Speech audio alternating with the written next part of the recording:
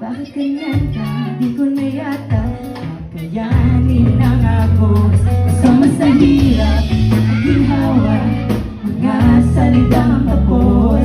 Masama